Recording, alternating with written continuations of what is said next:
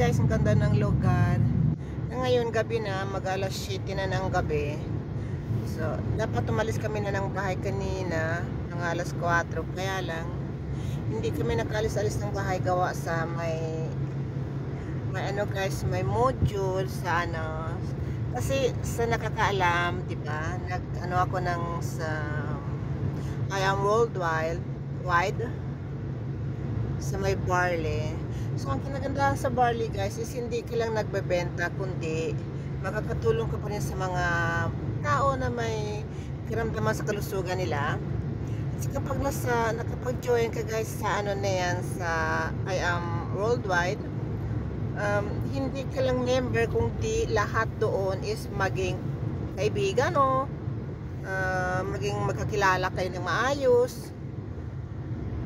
At saka maging parang malaking pamilya na rin kayo. Kasi doon sa I am is walang pataasan, walang naghihilaan ng pababa. Bago ka man lang o lumang member ka na, is lahat magtutulungan ng pataas.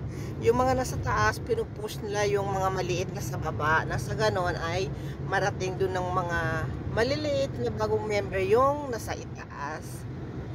So, super ganda talaga yung sa kapag nag-IAM ka. Walang panalo, walang logi. Talagang isang malaking pamilya na nagtutulong-tulungan para lahat sabay-sabay makarating sa pangarap nila. Yes guys, so yun ang pinag-ano namin ngayon. So, ang maganda rin kasi sa IAM kasi araw-araw is may training.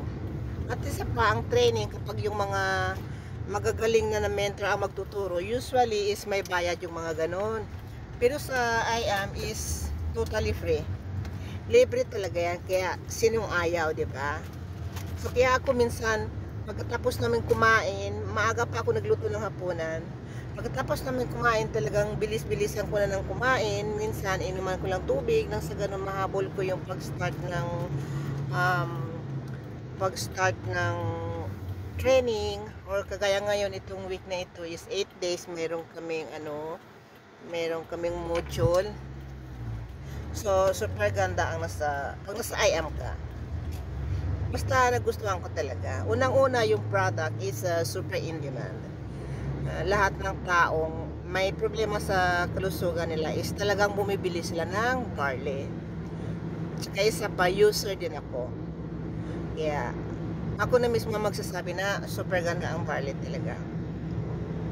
So, yun lang konting may share ko ngayon sa inyo guys. So pangalawang araw ko na ngayon ang nagmo-module. Super ganda. Tapos yung mga mentor, yung mga nag-share ng experience nila is nakakamangha. Tama ba yung Tagalog ko, nakakamangha? Nakaka-inspired sila.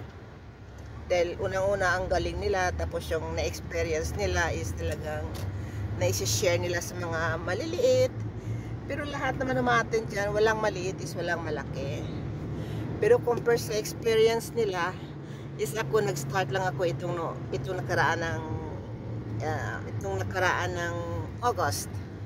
So super bago pa lang ako, pero wala, talagang feel ko, talagang ina ako sa family ng IAM. So ganyan dito guys. Ngayon naman dito sa amin, sa weather namin dito, dati-dati may araw pa hanggang alas 11 ng gabi. Eh ngayon alas 6 pa lang, makulimlim na. Tapos guys, pag sa winter mamaya, ang araw namin siguro is nasa mga 2 oras sa kalahati lang. So madilim magmula alas 2 ng hapon hanggang alas 9 ng umaga is madilim yan guys. Kagaya ngayon, no? Pero sa ibang lugar ng Norway, 24 hours wala silang araw. Madilim lang talaga. Pero kahit pa paano medyo swerte pa rin kami dito dahil may araw kami pag sa winter. 2 oras nga lang ang liwanag namin. So yes guys, yun lang ang masashare ko sa inyo. Paki-support naman po ang channel ko. Pagpalain ng Diyos ang bawat isa magsusupport, mag-watch ng video ko. Pagpalain kayo ng Diyos. So God bless. Bye-bye muna.